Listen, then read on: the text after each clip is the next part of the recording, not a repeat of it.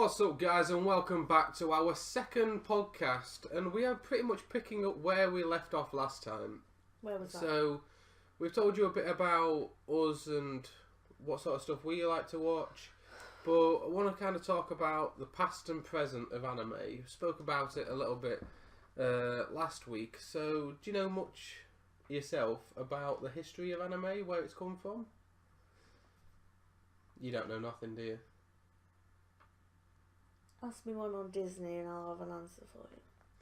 Oh, well, I did a tiny little bit of Googling before today. So you wanted me to know, and you've Googled it. I just wondered if you knew anything. Well, neither did you chuffer. I knew a little bit, but... What's little white kids from Yorkshire going to know about the origins of anime? Without chuffing Googling it. Right, well, it kind of... From Google, this is what I've picked up so far, is that it started around 1917, but it was more about when you were born then. Funny. Grey. Distinguished. Gandalf. But it was more like featured films rather than a TV series and stuff like that. Mm-hmm. And the first actual featured film didn't actually get released until like 43 and 45. Although you actually have something about Disney on that list. I do have it about Disney. Because Disney really started the modern direction of anime. Because with like Snow White and eventually becoming Pixar and all that sort of animation, it kind of started out with there, and the big rise of Disney in 1970s caused this spark in Japanese animation to the style that we know and love today. Yeah, because with Disney, until they got to like Beauty and the Beast, they were pretty much going to go bankrupt though as well. Well. So they started it, but they nearly ended it and all. And coming out of that in the 70s, it really kicked off in the 80s with stuff like Gundam and Dragon Ball. Gangnam. No, not Gangnam Style. Gundam. Gangnam. Say Gangnam 5 times fast. Gangnam. No, I'm not going to twice, can you? Gangnam. You can, but you sound like a nutter. No, go on, try again. No. We're getting completely off topic. So yeah, I'm trying to get back to it here. It kicked off stuff like Gundam, Dragon Ball as well. Dragon Ball was another one of the big front runners in the 80s. Yeah, because it's one of the oldest ones. Which still is beloved today with Toriyama's writing and the art style as well that the anime got. We can't just talk about Dragon Ball every podcast. We can try though. But yeah, with the art style, I think it's still, even the original Dragon Ball, not just Dragon Ball Z, but it's still great animation and great work. But it didn't even get its first award until the early 2000s. So it's gone a long way to become from that to the growth in popularity that it's got today. And it's only this past year, I'd say, that its popularity has skyrocketed. And I think there's one reason I say that you can put it down to. Have you got any ideas, do you reckon, of why it's become so popular? Since when? Like just this past year. Because of all the Netflix originals. That's one of the things I put it down to. And the fact that Netflix has a massive bank of anime now. When it never did before. I mean, it started when they put all of the Pokemon on there. And it's gone from there. Well, yeah, you're going even further back than what I was going to say. Because, obviously, they've put on a few... In the UK, they've not had much anime base. I think in America, they used to have stuff like Bleach and stuff like that on. But then, before the big, massive rise that we've had recently, they removed it all. But like you said, then they put Pokemon back on, which did stupidly well. Yeah, because all people our age were like, oh, now it's on Netflix actually, I might watch that again and see what it will like. And then Pokemon's one that you still enjoy now, unlike Powerpuff Girls, referred to the previous podcast. So yeah, and then they did the first Netflix original, which A Jin? was, yes, a Jin, which both of us said, will this be any good? Won't it be any good? It's a Yes and no. when Yes and then no. Yeah, you see, when you see Netflix have done a Netflix original anime, my first thought was, oh god, this is going to be terrible. See, my first thought was, well, Netflix originals tend to be banging, so why would this be any different? You see, I thought with them, it's a very different sort of thing, is the Japanese anime But stuff. they for them work to... with a Japanese company as well, it's not just Yeah. Netflix. So I wasn't sure what it was going to be like, and after watching first season, I really liked the first season. Hated season 2. We didn't even finish it. Yeah, season 2 came out, and like you say, we never finished it, and I couldn't tell you why. No, I couldn't tell you why. It just kind of fizzled out. I think it felt different. Yeah. It felt like a completely different series, and it didn't feel as good. Well, I haven't finished season 2 of Tokyo Ghoul yet, because I've had a similar experience with a Jin. For some reason, I just stopped watching season 2, and I don't know why. There wasn't. I think it's because there's not anything that makes you want to keep going back. It's like, right, not an anime, but Supernatural. Yeah. After every episode, pretty much, you need to watch another episode. And they've managed to do that for 13 seasons. Why couldn't a Jin or Tokyo Ghoul keep it up for 2? Well, big question, isn't it, really, of what do they need to do to keep animes running as long as, for instance, Fairy Tail, or the biggest one, One Piece? Yeah, it's beloved characters. Maybe that's what It's all it is. about that. I mean, if Jensen and Jared weren't Sam and Dean, I don't think it'd have been much of a hit. It's their chemistry. Well, And that's something anime doesn't have. They don't have actors on screen. It's all through voice, and voice acting is very difficult to do. yeah, I mean, we touched on this in the last podcast, but I suppose that comes down to the same as that conflict between Elle and Light in Death Note. Two massive characters. And you root for both of them. Yeah. You know one of them's good and one of them's bad, but again, you never know which one's No, which, and because you're on both sides. There isn't any good and bad in it. That's the thing. Everything's so grey that it's all opinion. So you can like both of them, you can hate both of them. It's however you interpret. Yeah. I'm really hot. So, yeah, we've got to thank Netflix for the popularity it's gained in recent years. And I've not actually looked into this myself, but I will look into it, of whether Amazon have jumped on the bandwagon, because they're pretty good at jumping on these sort of bandwagons as well, aren't they? I don't know.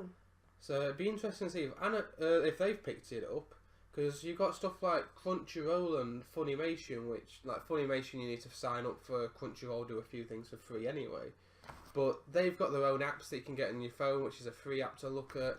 Most people have Netflix though. I don't know pretty much anyone that doesn't have Netflix.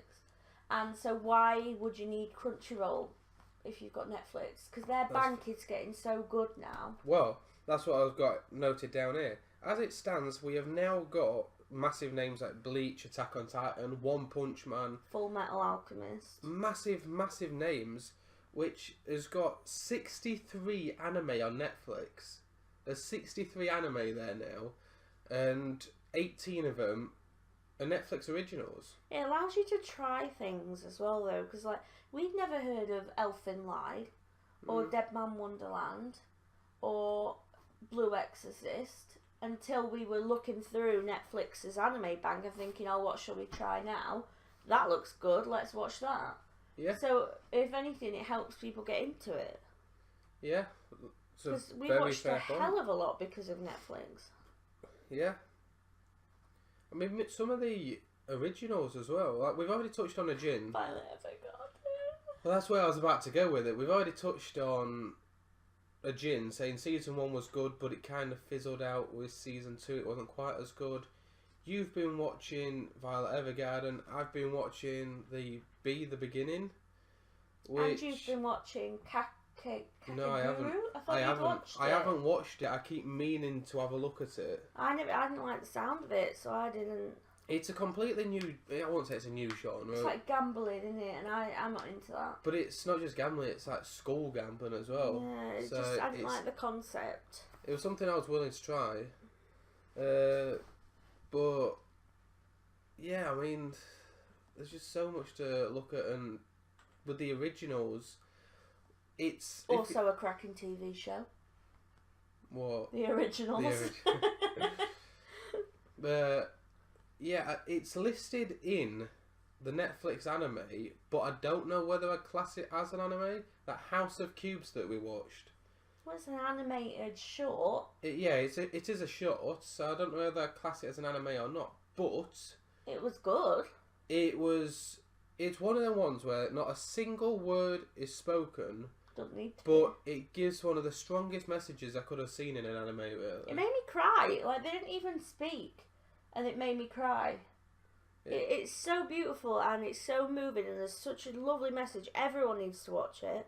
It's only like, how long was it? About 24 minutes. If that, like that, yeah. And it was fantastic, and I didn't even want to watch it when you showed me. I was like, because it hadn't won like an art award. Yeah, something like that. So I was like, oh, it's going to be some arty-farty fancy thing where you can't understand what's going on, and it's just like art for the sake of art, but it wasn't. It took me a minute to get into it because, like, you're watching the beginning of it going, I'm not sure what's going on here, but once you realise what's going on, it was a really, really powerful message. It was actually quite a hard watch towards the end. Yeah, but if you've got half an hour free, guys, it's half an hour well spent to watch it.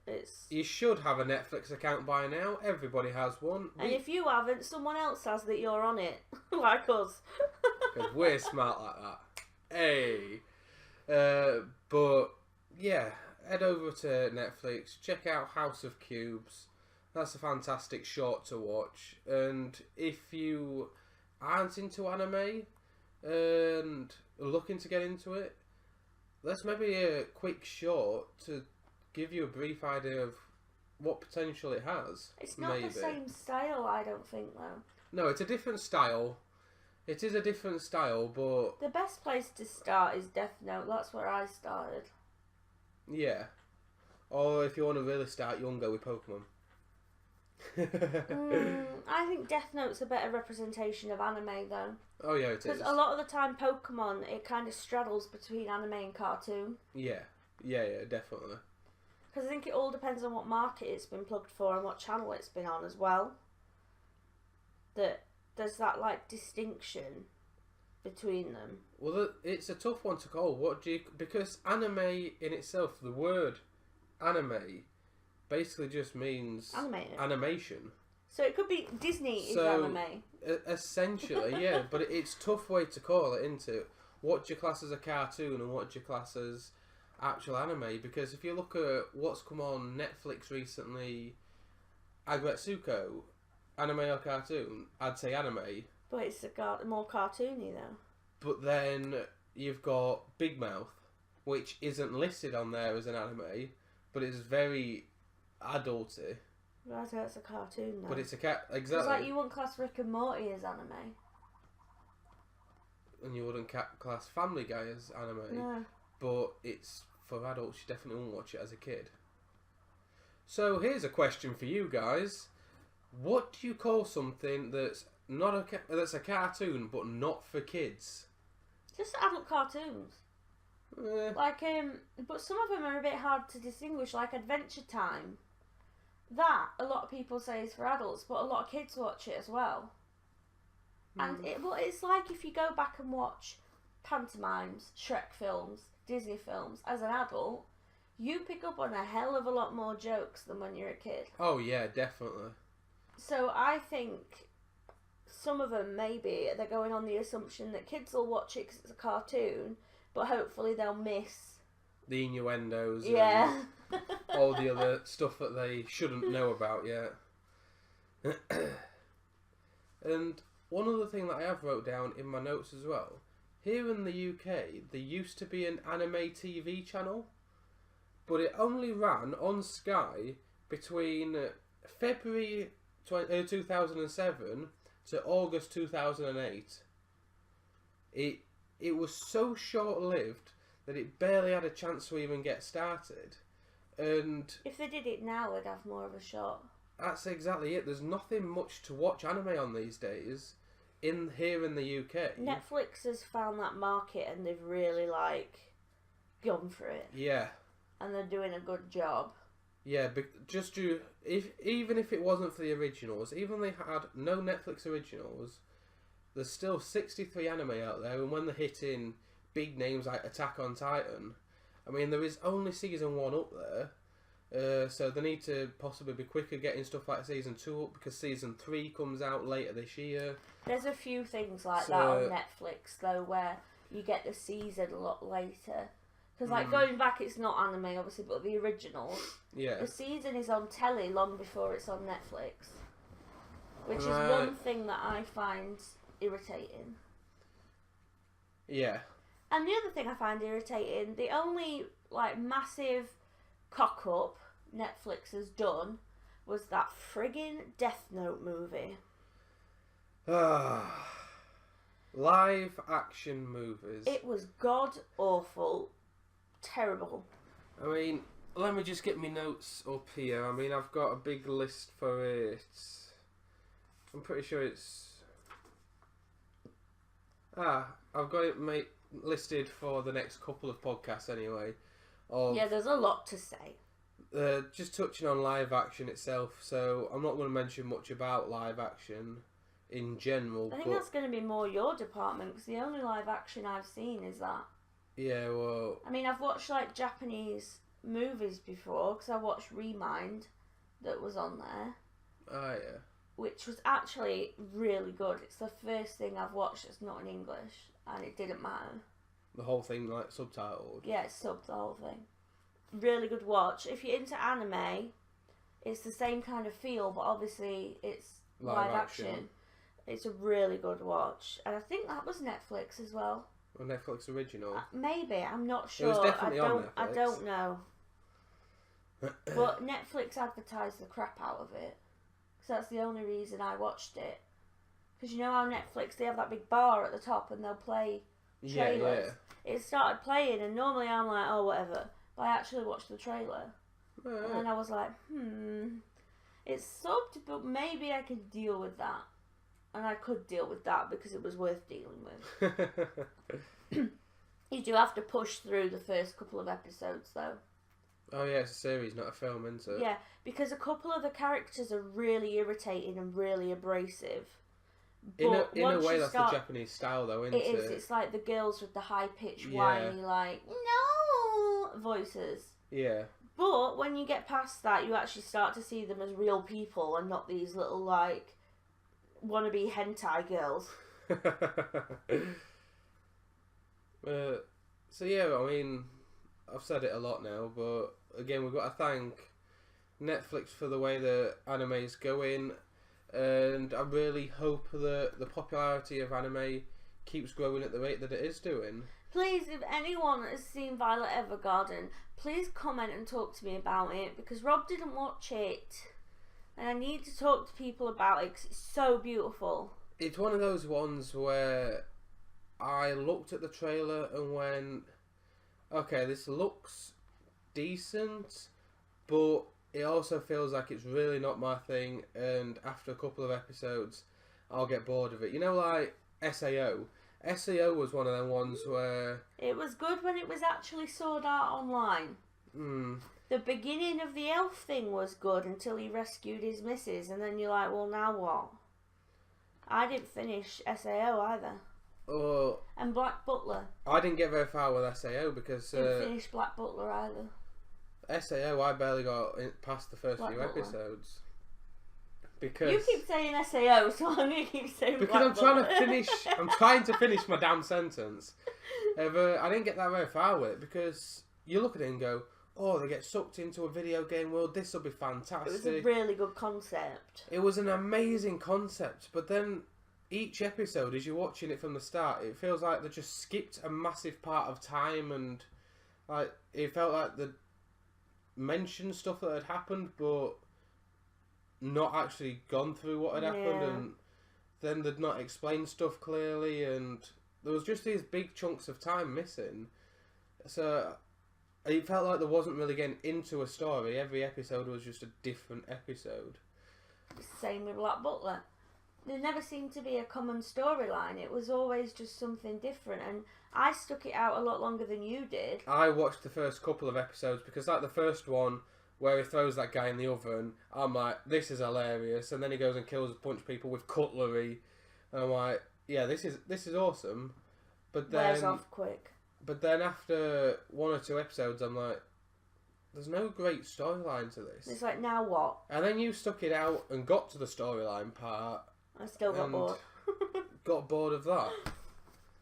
So the only thing I liked was the credits song, that Becca which song. they got rid of eventually. And yeah, I think that was the point. I stopped, you know. When Once Becca that went. changed, I was like, oh, you know what? There's nothing to keep going for now.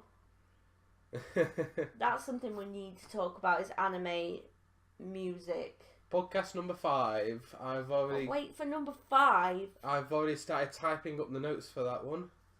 Let's go, yes, dynamic, let's go, yes.